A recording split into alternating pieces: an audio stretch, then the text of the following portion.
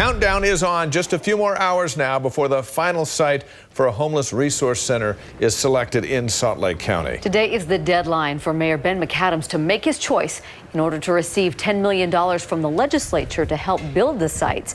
We have team coverage tonight. News specialist Andrew Adams spoke with a homeless man who was booed during last night's heated meeting over in Draper. But we begin with news specialist Keith McCord at the Capitol, where the site evaluation committee met for 3 hours this morning. Keith, any hints that are coming from that meeting?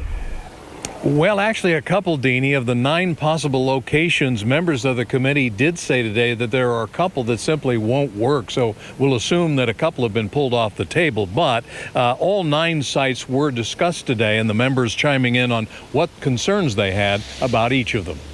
9 sites. The type of material and the strength of the material isn't sufficient for a homeless shelter. 4 in South Salt Lake. My question is will there be monies dedicated to increase law enforcement and emergency responders to take care of this need? 3 in West Valley City. And I also have concerns, again, that we are not near places to get low cost food with nutritional value. And 2 in Draper. All are in the bullseye of this committee and Mayor Ben McAdams.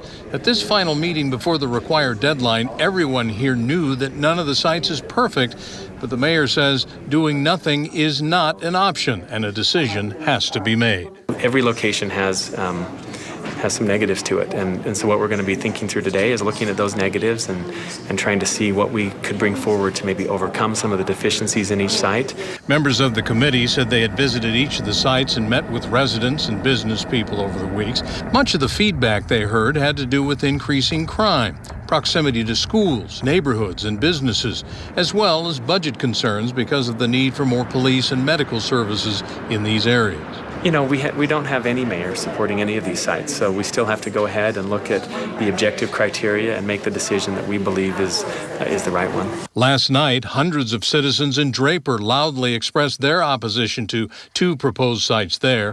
One is on property currently occupied by the state prison, and at today's meeting, some committee members said that site does have merit.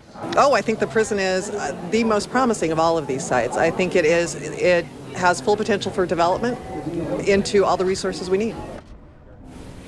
So we may not have heard the last of Draper in this whole equation. Mayor McAdams says he will make his decision most likely late tonight. Then he'll inform the people on the state level about his decision. An official announcement on which of the sites is selected is scheduled for sometime tomorrow morning. Some people will be relieved.